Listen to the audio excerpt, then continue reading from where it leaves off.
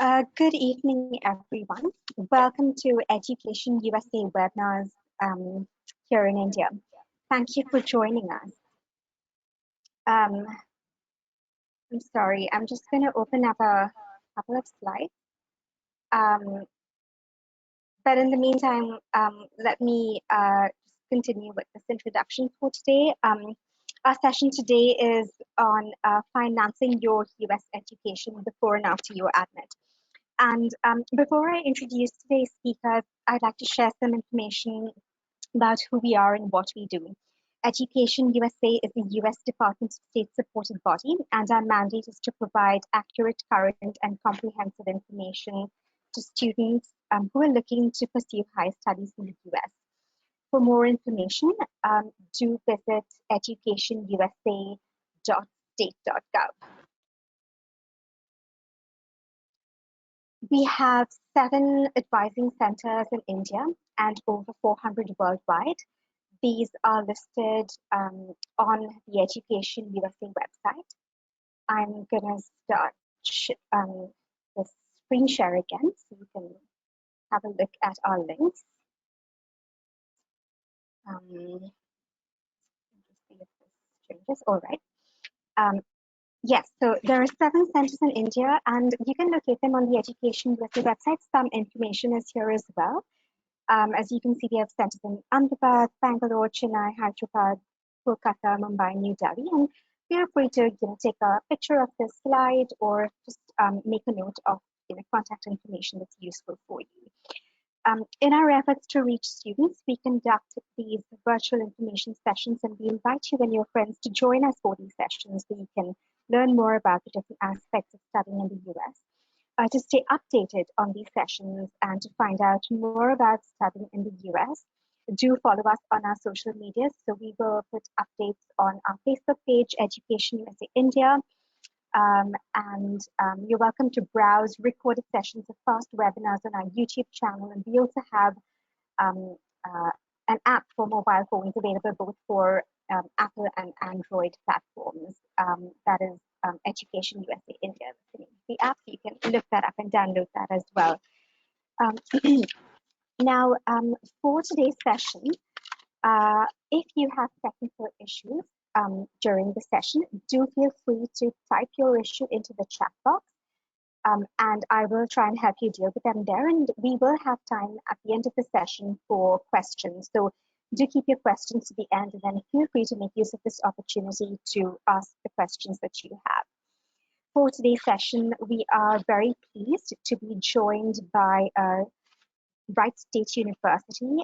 We have Giancarlo Mariani, the Associate Director for International Enrollment Management, and a team from the University Center for International Education at Wright State University. Giancarlo, we are ready to begin. The floor is all yours.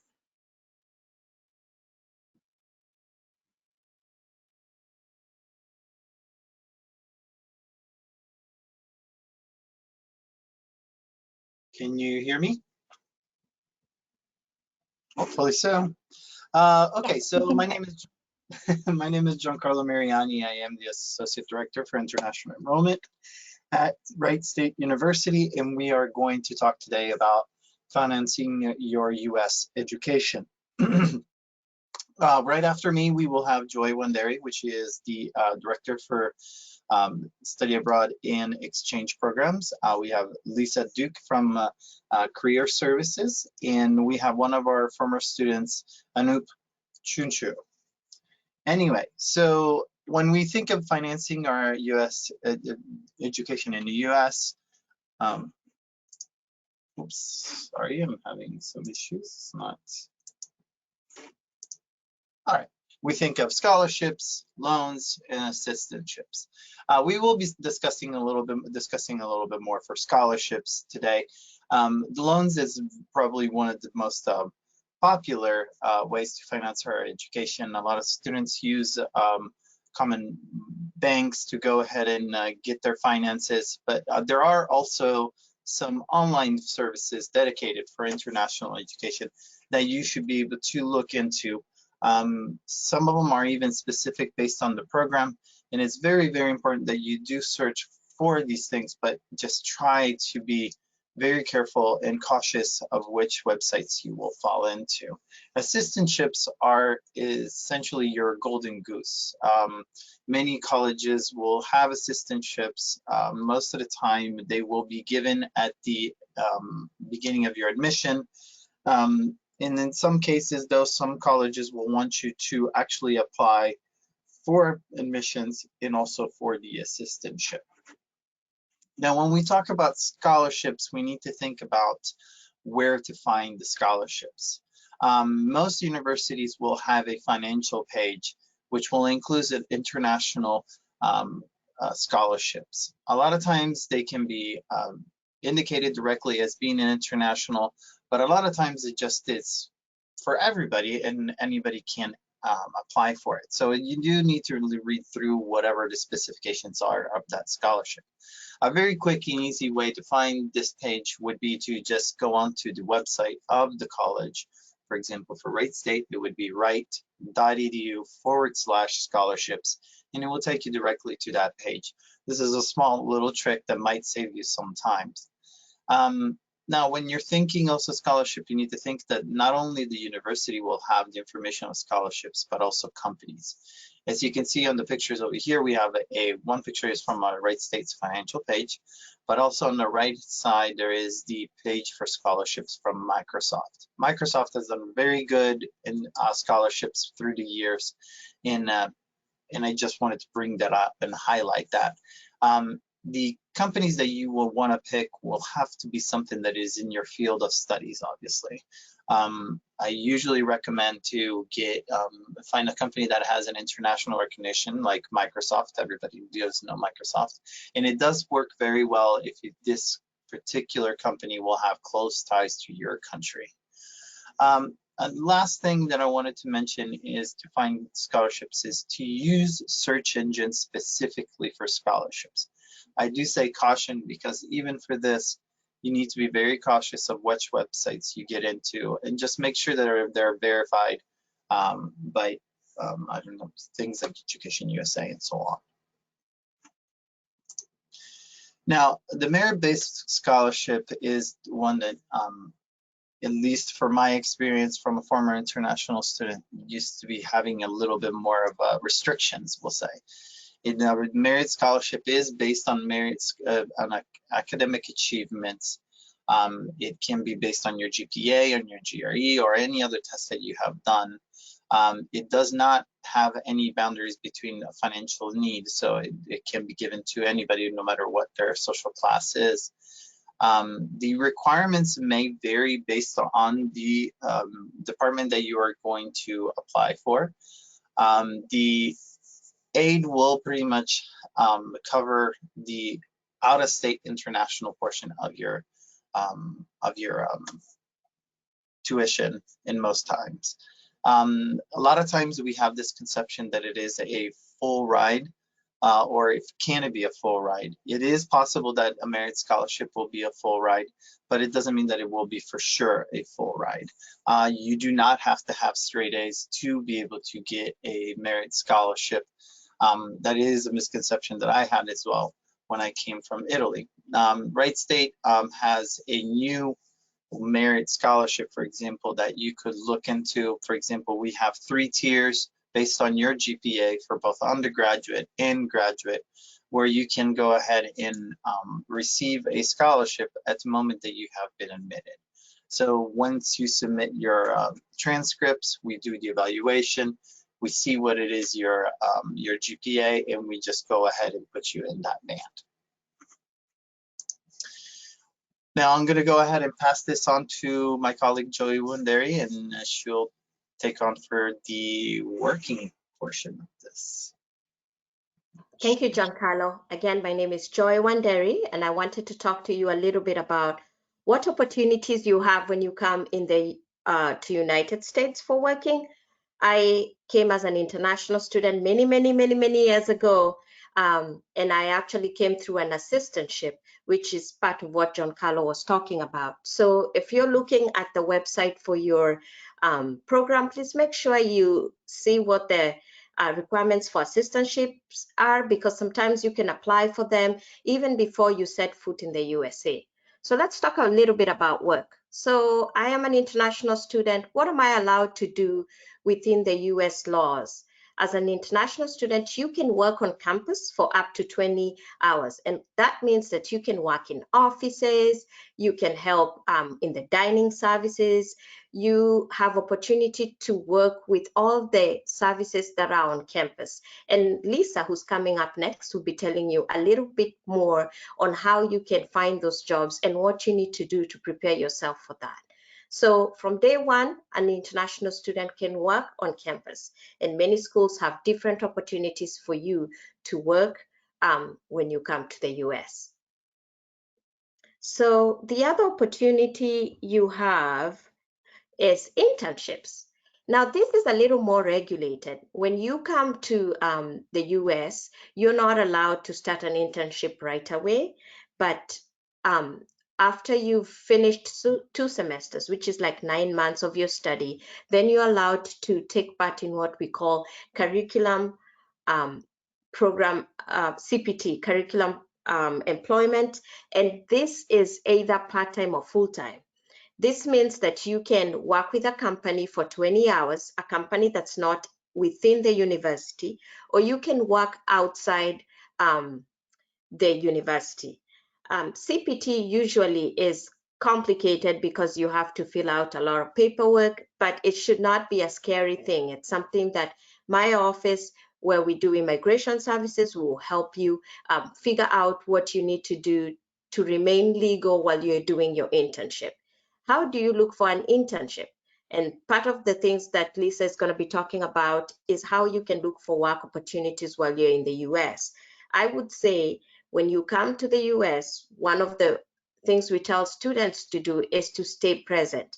Check what your department is talking about, befriend your professors. They're the ones in the community and working with these companies, and will be able to tell you about opportunities that come. Beyond that, the internet has so many ways that you can search for internships. Remember, an internship has to be in your program of study, meaning that if you're a business major, the internship has to be in business. If you're in engineering and you're in computer science, then your internship has to be within computer science, because it's supposed to be adding to your whole program of study.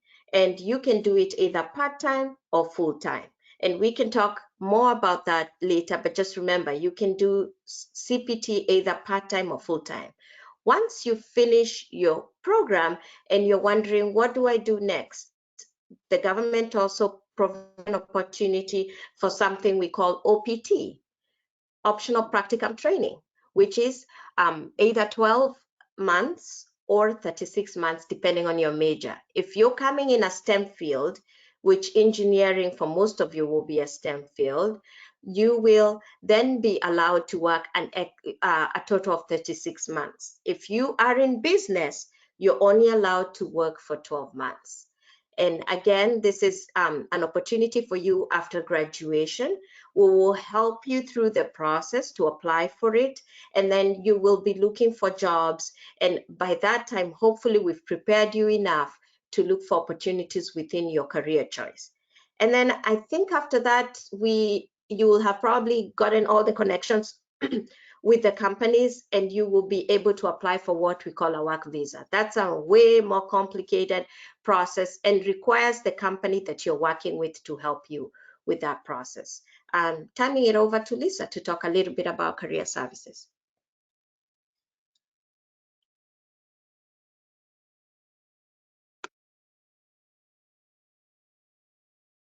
Okay.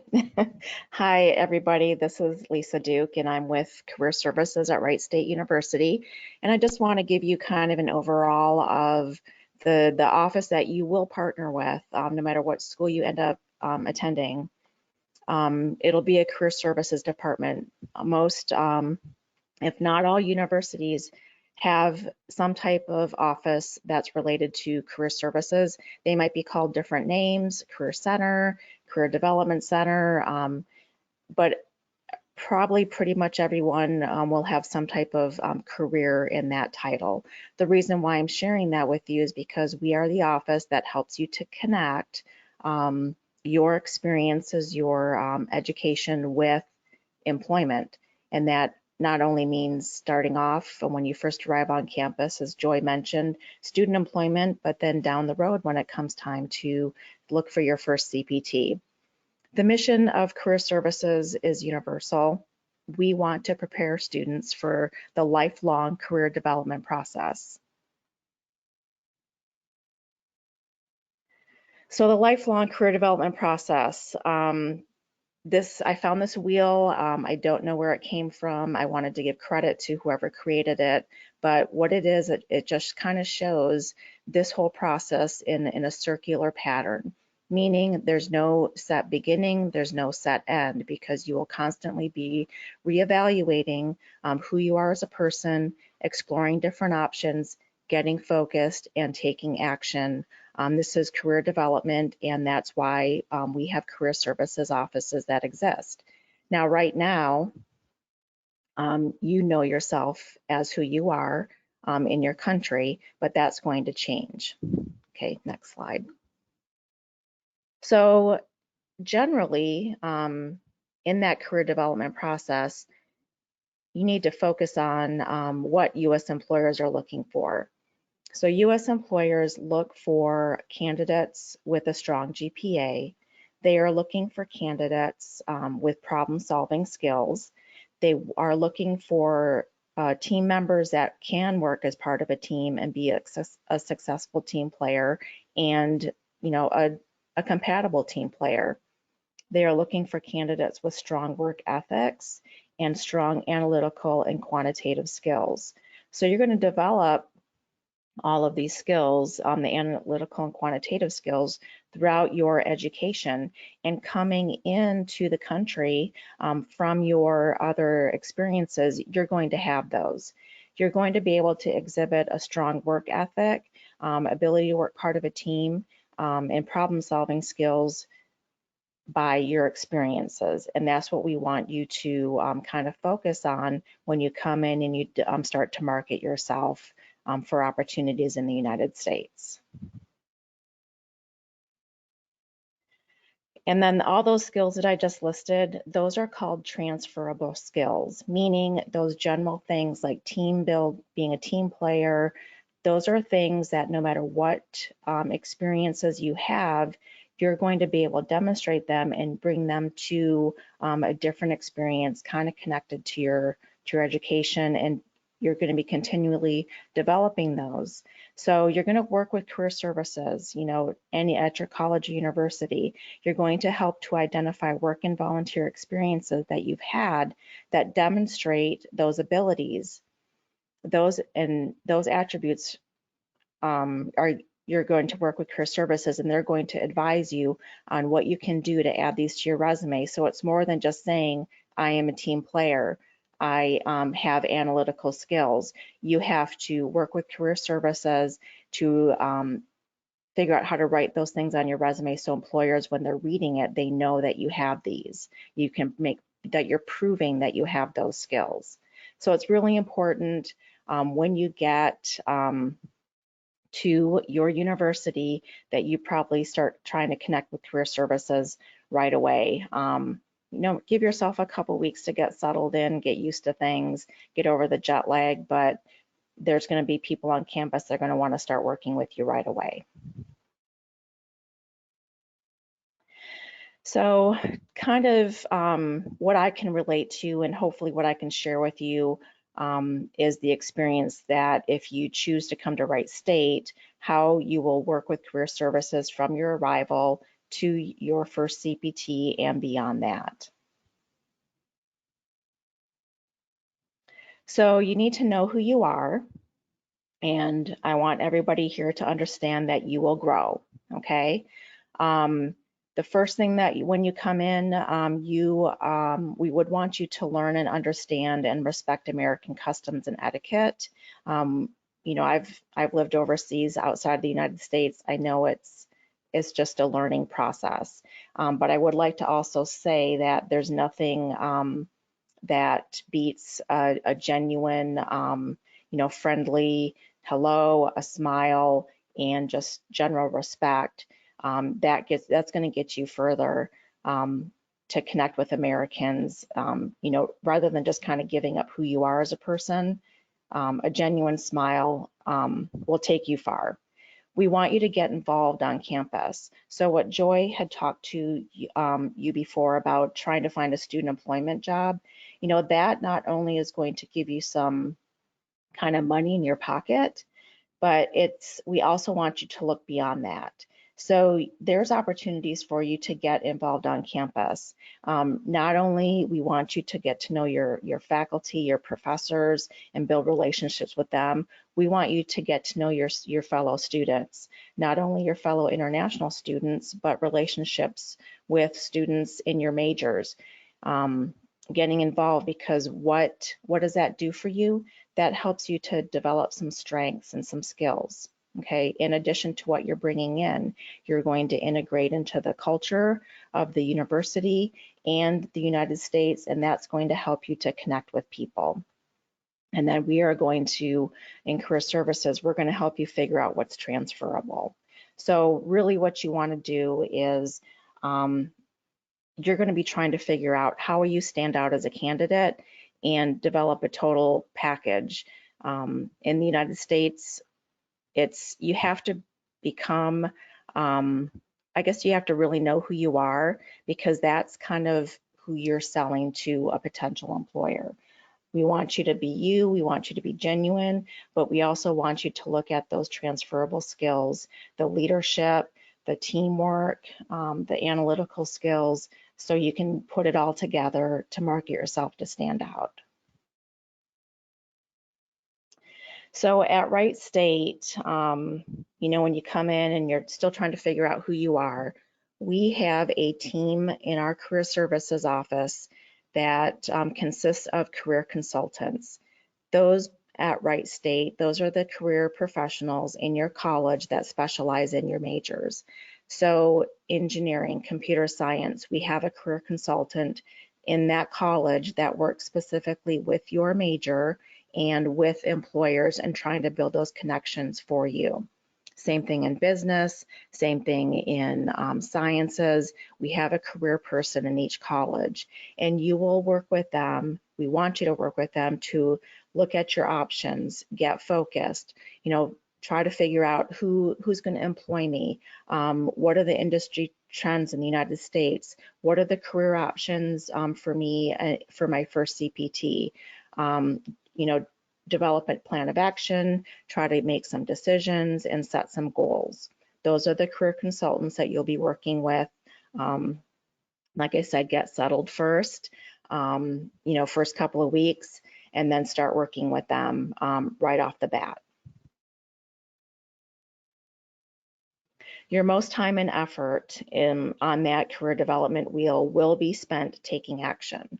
So you're going to connect with employers, you're going to work with your job search tools, you're going to gain experiences. These experiences can start, as I mentioned before, with volunteering on campus, with getting involved in activities, definitely trying to find those first jobs on campus, as Joy recommended, working in food service or working in offices.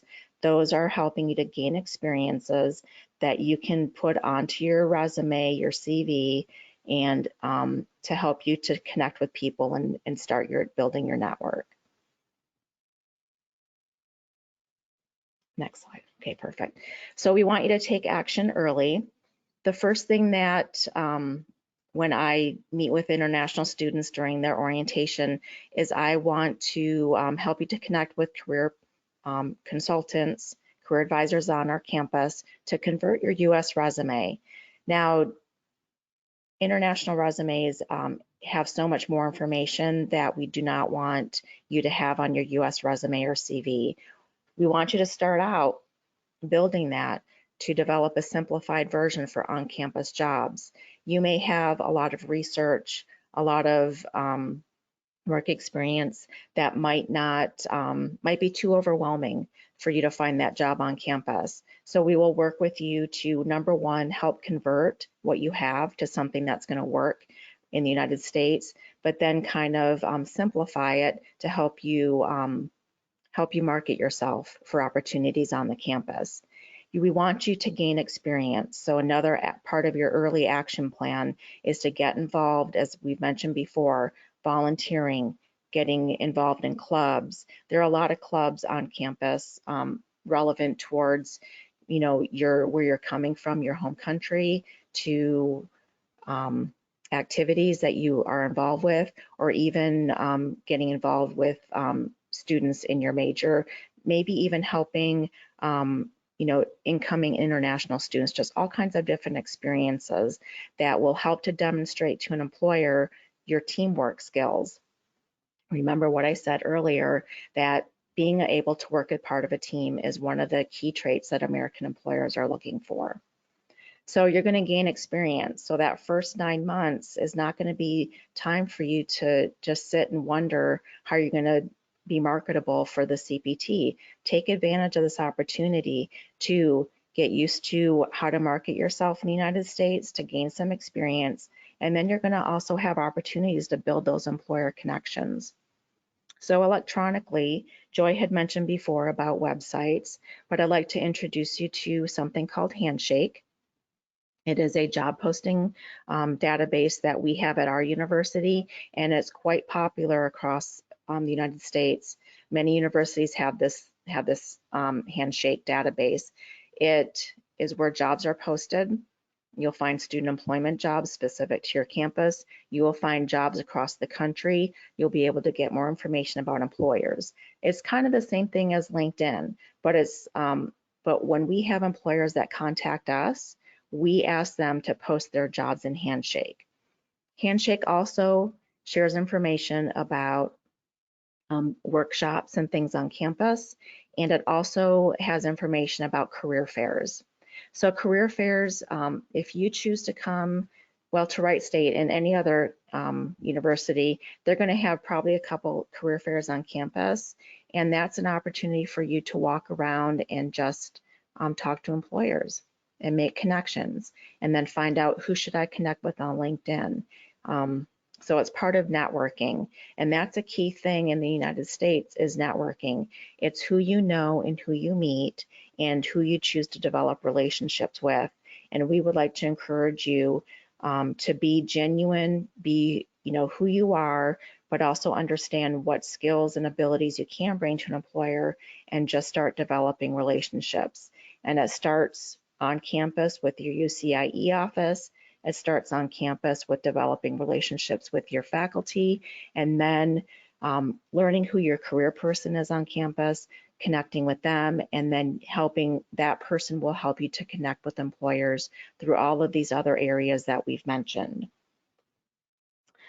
So I think that kind of wraps up my part of the presentation. So I'd like to pass it along. Oh, I forgot about the CPT employers. I apologize. This is my end of the slide.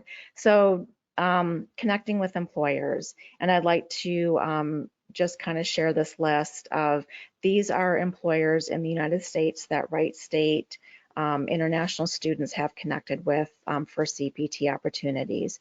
Hopefully you'll recognize some of the names: Tesla, Cincinnati Children's Hospital, Patheon, I probably didn't pronounce that correctly, Charles River Laboratories, University of Southern California, BMW, Nationwide Insurance, Huffy Bikes. So these are employers that have employed our science and pharmacology and toxicology students, our business MBA students, and our computer science and other engineering students.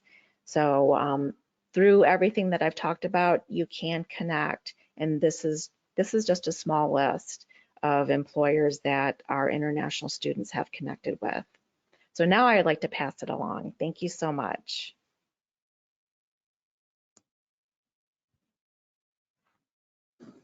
All right, can you hear me? Yes, go ahead. Awesome, thank you. Hello everyone, this is Anu. I would like to thank first Wright State and USIEF for giving me this opportunity. And that was a great presentation. Wish I had known all of that information before I came to Wright State. So anyways, what I'm gonna talk about my personal journey. I think the previous speakers, they gave you a lot of information and really good information. I'm going to talk about how what worked for me in my journey as a student and what I did and what some things didn't work for me. So I'm going to talk about that and try to bring in topics that I felt that are more important for me, even for international student. So if you can take any takeaways from that, that would be awesome. And that's what my goal would be. Before I came to US, I'm from India, and I got admitted to Wright State. I applied for a couple of other schools as well, but after the admission, I think most of the students back home, I took an education loan. That is one of my first finance option, which I did, and I got secured for the funds, and I came over to Wright State. So to be honest, like I did not know anything before. I mean, it's awesome that you guys are attending this session even before you are here. I wish I did that back in time, but I think I did the most research I could from articles and whatever I could. So it's okay even if you don't know everything that you need to know, but I think the maximum whatever you can do and get to know will go long time in future. So that being said, the financing, taking loan worked for me, and I did my undergrad in electrical engineering and worked some time in India before I decided to pursue my master's. So because of that, I came in as an electrical engineering student. So, and I came to Wright State and I started going to multiple course like classes, like before even your school starts, there will be some sessions in your schools where professors and advisors are going to come and talk to you, kind of giving you an explanation of what each department is and something like that. So I try to involve myself in those kind of sessions. And one of the session was industrial engineering. There was an advisor and he was talking to me, and I had some questions, which he was super helpful, and he kind of gave a explanation of what IE, which is industrial engineering, is, and it was super interesting for me. Based on my work back in India and my school, I realized I really like industrial engineering, supply chain logistics, because the advisor did a good job of what my future is going to be, how my career is going to be, and what kind of knowledge I'll be gaining, etc. So I wanted to switch my major. I spoke to my international office, my departments, and they readily agreed, and they allowed me to switch. So I think one takeaway is that it's okay if you want to switch your program after coming here, you can still do that. You still have to apply and get admitted, but it's possible. Whatever you got an admission right now, it might not be the only thing that you want to do. Like you can take few classes, and if you don't think that is what you want to do, then I believe like you have a lot of flexibility in there. So so I switched to IE, and then I took I took some, I think more than 6, so because I'm a grad student, there is a minimum rule that I have to take on like minimum 6 credits, but maximum I can do most of the, any classes, any number of classes. So I took more than 6, which was okay. For the first 2 semesters, I did that, but I felt like I could have just taken 6 credits, the minimum, and try to understand the system and processes involved in American education system. But after the first 2 semesters, I never took more than 6 because I realized I can take it slow, right? So I would advise to kind of at least spend a month or two to kind of understand the structure, because it was way different to me than what I was accustomed to back at home. Understand the structure, like the credit system, what the coursework is, what is required for me to successfully graduate in the program within the time, and concepts like plagiarism, etc. Right, everything was new to me, and I did not put too much effort into it. But looking back, if I do this again, I would definitely try to spend a month, at least a month, to um, look into the whole structure and understanding and getting a good grasp about it. So after going for first semester or 2 semesters, I started looking part-time jobs online, because I wanted to work and support myself as well. And I was not successful. I tried a lot, but I was not, for at least for first semester. And there are some things which I could have done, which might have made me more successful. And I'll talk about that in a bit. But so that in first two semesters, because I took more than 6 credits, I was like full with my course load, and I was doing it. Then like my loan in India, it was I think I could only pull funds for 1 or 2 semesters. That is the extent to it. So I tried researching online after coming here, and luckily I found some credit union banks outside who, at that time when I was looking, were able to give education loans for international students. I'm not going to say this might work out for everyone, but it did. You have to do your research, which I did, and I found one, and I took it, maybe at higher interest rate than regular what you see in this country, but I think I needed that, and it was okay compared to back home, so it worked out to me well. So again, that would be one of the finance options if you are interested, because I saw a lot of my friends taking education loans. If you have a guarantor signature who is living in the United States, etc. Right, so. So after that, I tried joining many student organizations in campus, which kind of made me network a lot. Like I spoke to many students and made so many friends and build relationships. And actually, those relationships helped me to get a student employment as well after looking for 3 semesters. And that slowly led to a scholarship or assistantship from my Wright State. So that was super helpful for me in my studies.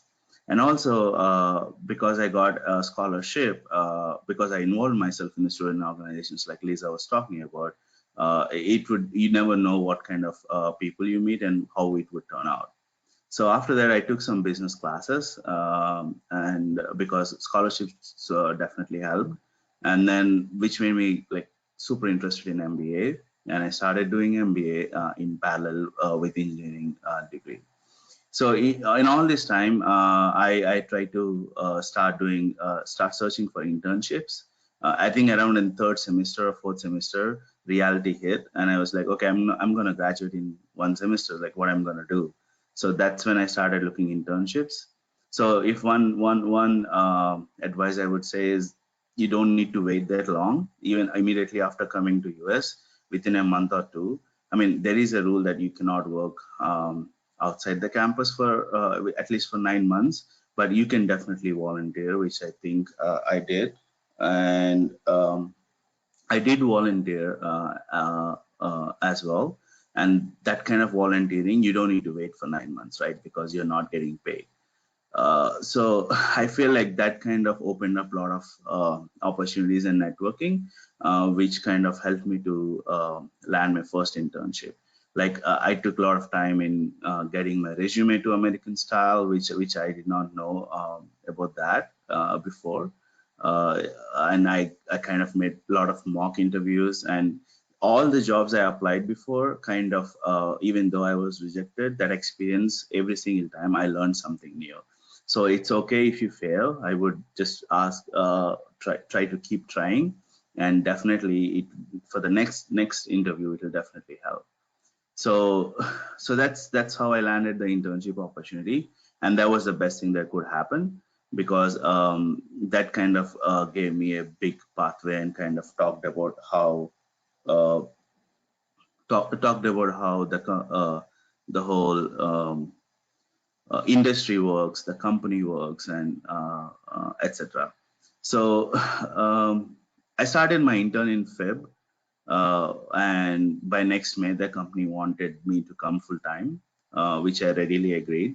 So I think you can do multiple part-time, which is 20 hours a week, curriculum practical training, but I think you're only allowed to do 2 full-time curriculum practical training internships in your total coursework. So I started working full time, and I stopped being an assistant in school, which kind of removed the scholarship from me. And I started working, and because anyways, I had the full time funds coming through from my internship. So I had one more class to graduate from my industrial engineering. So I funded that course, or those couple of courses, with my own money that I was able to earn while I was doing my internship. So that also would be a great opportunity for you to fund your education, if at all, if that is needed, right? So loans here, assistantships and internships would be a great way to get started. And because of I was already an intern, I already have the full-time opportunity, full-time job. So I graduated with having a job in hand, and I feel like that was super easy than immediately like taking multiple classes every semester and kind of completing your coursework within a year or year and a half, and then going out of your education system and start looking for jobs. I mean, it worked for so many people. If that's what you want to do, then that's okay. But for me, at least what worked for me is taking time, understanding the whole basic coursework and how the whole structure is in the United States, and how internships and building networks, and trying to grow myself, right? That really helped me to kind of get to a nice, a good job after my school, or before even I graduated. So luckily, first year my company filed H1B. I did not get picked. This 2019 they filed it again, and I got picked last year, and I started my H1B October of 2019. So that worked out to me very well. So again, because I did engineering, because I did an internship and got a full time before I graduated, I had more chances to apply for my H1B visa as well, right? Because anyways, at the end of the day, it's a lottery system. So your internship will also help in that way, where if you have a job before you graduate, then immediately your company can start sponsoring your visa or H1B in the first year itself. So you'll have like 3 times if you're an engineering student, right? So that kind of help for me in that perspective. And one last thing I would want to say is like personal finances. Wish I knew a lot more about that before even I came to United States. But after coming here, I learned about personal finances, read multiple books, articles online, and it's really important, I feel, as a student as well, because it helped me to how to invest, how to grow, like take care of the money I'm earning and planning my future as well. So that's the fast version of what happened to me and what worked for me as well. So to just summarize, I advise ask questions. I was always asking questions, no matter how stupid they are. I think that is the first advice I take away, I would say, because you have to ask questions, and people would understand you're genuinely interested as well. And the second thing, you can switch majors after coming here if needed, if that's what you want to do. In finances, you have multiple options to finance your studies, right? Just put in the work, do research, and work hard. And to summarize a few other points, right? Join student organizations, any volunteer opportunities that you get, like career centers, networking, use school resources. Like you never know what might lead to what opportunity. And also I would definitely 100% advise to, make use of the CPT structure that's there in the school. It'll definitely help with internships and volunteering opportunities as well. You have to do it to get an internship if that is needed.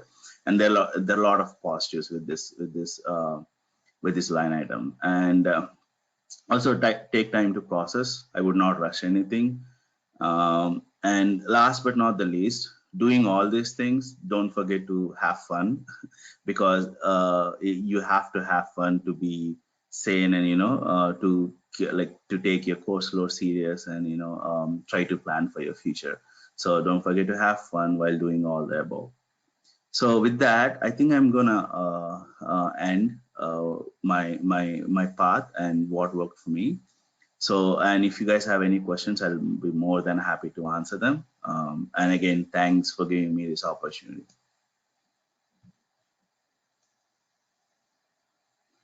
Thank you very much, Anup, and the entire team from Wright State University, Giancarlo, Joy, Lisa, and everyone in the team who's here with us. It's a very useful set of slides and information, different perspectives on how to approach your finances during your time in the US before and after your admit. Now would be a really good time, students, for you to start sending in your questions. I see that if you are already in, please feel free to, keep sending them in. We do have some time for questions. Giancarlo, could I, hand over to you to go through these questions? I think they're in the questions tab. There are a few about spring deadline, different options, different program options at Wright State University. If you could address these.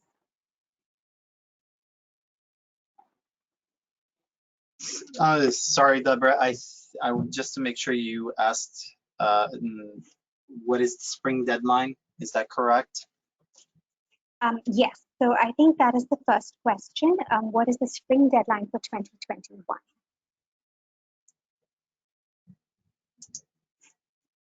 Okay, I wanted to share my screen again so I can show everybody what it looks like. So for the fall, we would say it's essentially a continuous. Every year is going to be pretty much around the same time. The fall is going to be for May 31st. For October, it will be for spring, it will be October 31st. For the early deadlines, the final deadlines would be June 30th, November 30th. Now, this means that your whole procedure needs to be done by then, and it's not because we would be slow on getting the turnaround or anything like that. It's just because you have to have time to receive your immigration documents, acceptance letter, to then go on to present it to your visa interview and complete your whole experience. Does that answer the question? Yes, sounds great. And feel free to, assign questions to anyone in your team. I'm just going to read them out.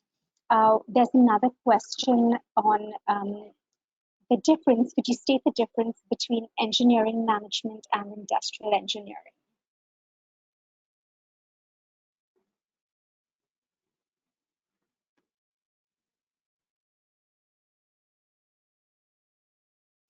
Sorry. Hello. Go ahead. Yeah. So Anup, if you can answer that particular question, because I think being an engineer, you would have more understanding on the topic. Absolutely. Can you repeat the question? I'm so sorry. I could not hear Deborah properly. Yes. Could you state the difference between engineering management and industrial engineering? Oh yeah, absolutely. I might not know much about engineering management degree as per se, but I can definitely kind of talk about doing a business degree program, what kind of experiences I had compared to engineering, right? So I was an engineer by trade, and I really loved doing it. But when I started taking business classes, it was super interesting to me because I did not know there's a world outside what I used to do or what I knew as an engineer. Because an engineering, the way I like to see it is engineering is a part of a company, but if you take a corporation or a company, there are multiple things that actually forms together as the company, and that's how it works, right? So the more I started learning about the other aspects of a company, like I took classes in finance, supply chain logistics, economics, and market. Like when I started taking those classes, I felt like okay, it kind of I had my core engineering skills, which is more like problem solving, statistical, supply chain logistics, which I took as an industrial engineer, stochastic modeling, right, forecasting. This was what I had as a core skill. But then I started layering over the management skills as well, which definitely helped. And the only you have to be cautious about that, because if you did take the business class or business side as your go-to degree, and if that's what you want to do, then that's awesome. For me, it worked out because I was doing both in parallel, so that I could make use of my STEM degree for my OPT purposes as well, and also kind of do business along with it. But yeah, it definitely helped. The main difference would be you would be trying to understand what the company is as a whole, and it will definitely help you to grow up in the corporation as well. Like right now, the company I'm working at, because I had my business skills, I could actually go to financial planning and analysis department, FP&A, risk department, and kind of talk to them. And I feel like I'm in a unique position to kind of access different areas in the company which I couldn't have access before when I was just an engineer. Hope that Thank you, answers. Anu. Yes, that's great. Thank you. I think there's another question, might be specifically for you. How did you graduate with 2 majors? How did I graduate with 2 majors, right? That's the question. Yes, that's the question. So as I said, I came to do my master's in industrial engineering to start with, and I did like 3 semesters of that, and I was able to graduate after completing. I had to do like 1 more semester. Then luckily I started doing my MBA because my finances worked out very well, and because of that I started doing my MBA. And you can definitely do 2 parallel programs if that is what you want to do, but you have to remember that I'm not taking a lot of coursework while I was doing it. I was trying to take minimum coursework, and like basically I kind of took both degree programs in parallel. But and I think I already said I still had like a couple of MBA classes left to graduate, but I stopped doing it because I had my full-time offer. But I'm planning to actually go back and complete those couple of classes. But yes, I think you can definitely do 2 programs in parallel if that's what you want to do. Great. Here's a question that is a bit specific to certain fields. I'm not sure whether this is something you would want to handle in the webinar, but feel free to suggest other resources as well. So I'm going to club 2 questions together. One is, are there internship opportunities for the MPH program? And the other is, are there job opportunities for pharmacology and toxicology after the program? So I don't know whether that's something that it's possible to comment on, these sort of specific fields that students are interested in. Yeah, so Deborah, I can share a little bit light, on those 2 questions clubbed together.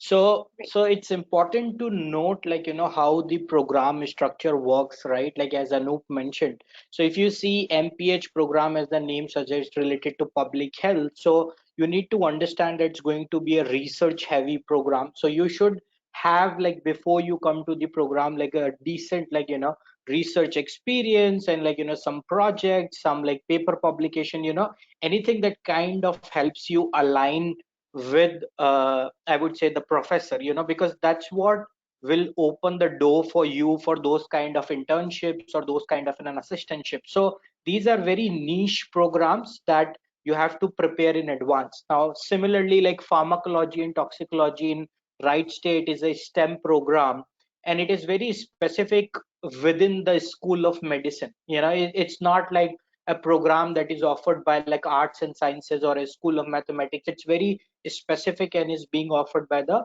School of Medicine, that is the Boonshoft School of Medicine.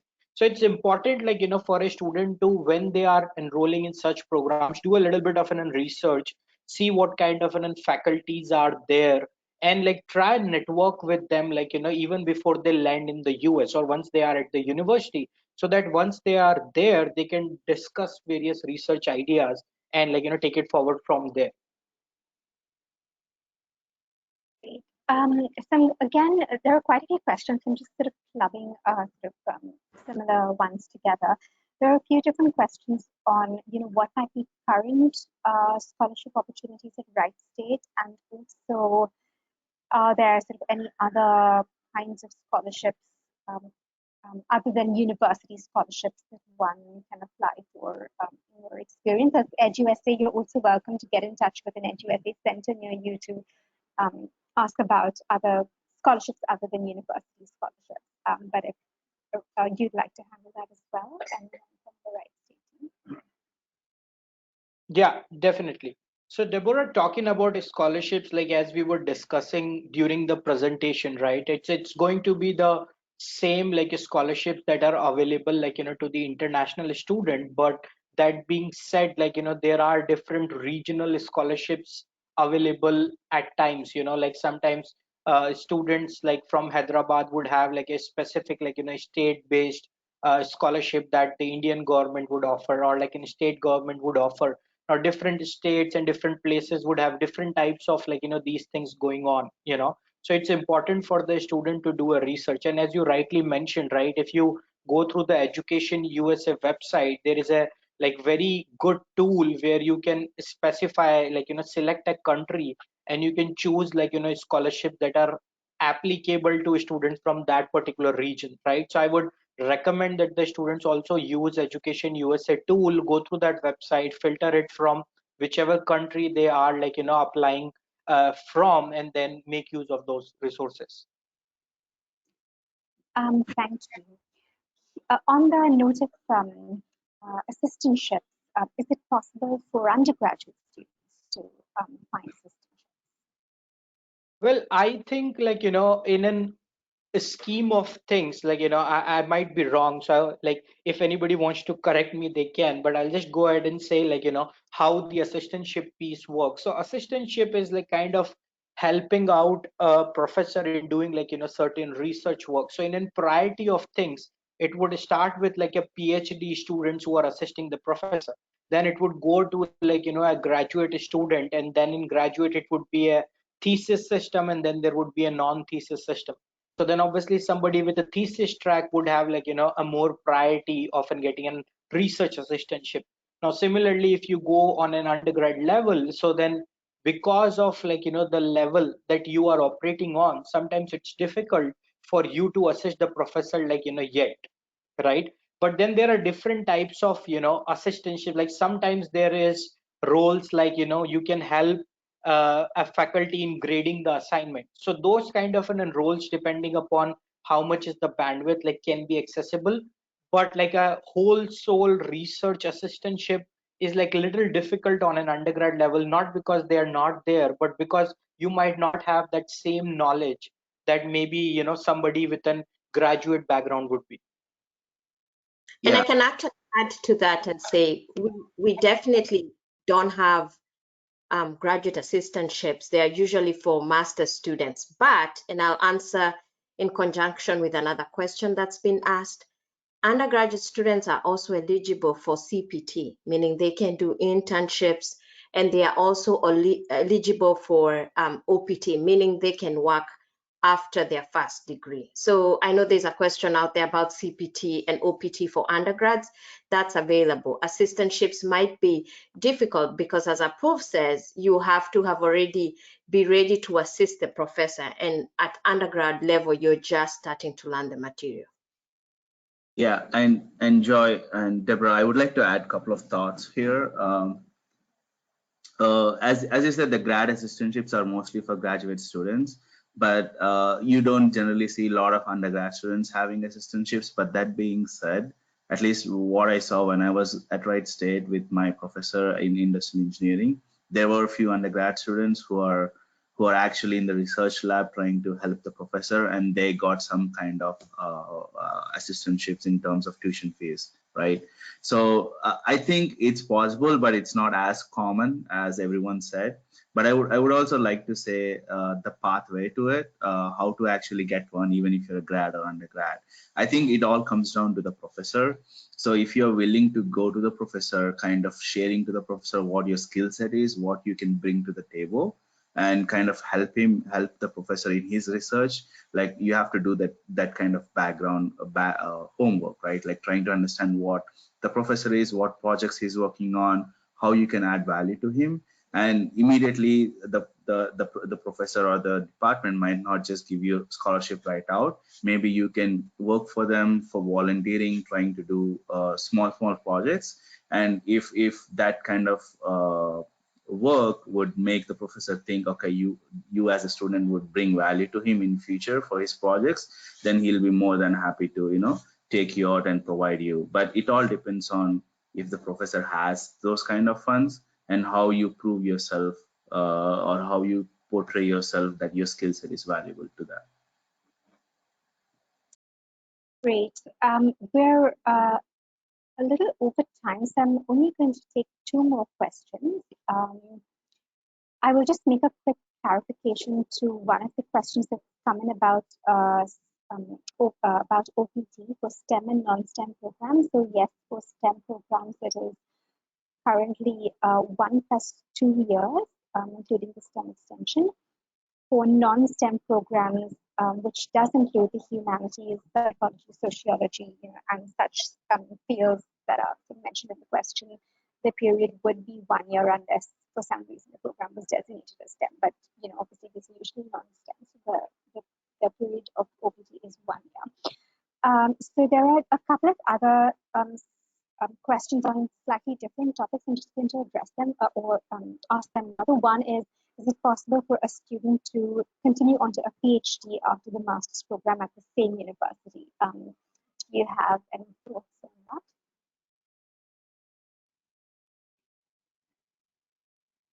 So I can take that question, Deborah. So yes, it is possible to continue with your PhD program post your masters. Like what essentially happens is so the OPT that you get is available on every degree level. So if somebody right after their masters does not do the STEM OPT and continues into a PhD, they would only get 1 STEM OPT. So that's why sometimes the student would prefer to go ahead, complete their masters, then work for a couple of years on an STEM OPT, and then continue with their PhD program so that they can again have another STEM OPT. But the question so it's their choice, but if they do want to go directly from a master's program to a PhD program, they can definitely do so. Right. And one other question, which we actually get a lot from students, is are graduate assistantships available only from the second semester onwards based on the performance of the first semester, or at what stage do they become available or open for application during the study period? Got it. So sorry, go ahead. Yeah, Joy, you can go ahead. Yeah, no issue. I was going to say that assistantships are actually one of those things. It's like a job search. So they can be available before you come on campus. They are available while you're on campus. So what you need to do is honestly keep an eye on your department, but also, as Lisa was telling you, our handshake program is where most of them will be posted. So you could be an engineering student and have an assistantship in the international office. You could be a business student and have an internship in the sports department. So you have to not limit yourself only to the department, but open your eyes to all other opportunities. But in a nutshell, especially the ones in engineering, usually happen after maybe your first or second semester, and mainly because they're research focused and the professor wants to see your capability. And that's what Anup was saying. You need to be available, you need to be intentional, you need to be volunteering. Think about assistantships because they're few and far between, as if you were looking for a job. So you have to stand out. Sounds good. Thank you, Joy. So I think with that, we will bring this webinar to a close. I recognize that we have not had the time to address all your questions, and we're so pleased that all of you were able to be here and join us today and ask all these questions. We're happy that you were able to participate. If you still would like a question addressed, I see that Apurva has put an email address into the chat box. So please do, follow up and address your questions, send your questions to Apurva. And you're also welcome to contact Education USA at the email address in your webinar email. So thank you to all of you for joining us. I hope you, were able to get some useful information for your particular situations and circumstances. And a huge thank you to the Wright State University team, to all the different representatives that joined us today: Michelle, Giancarlo, Joy, Lisa, and of course Apurva.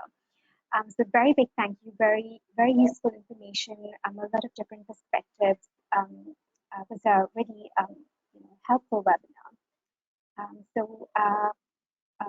Feel free, everyone, to log in for future webinars. Look up our Facebook page for more information.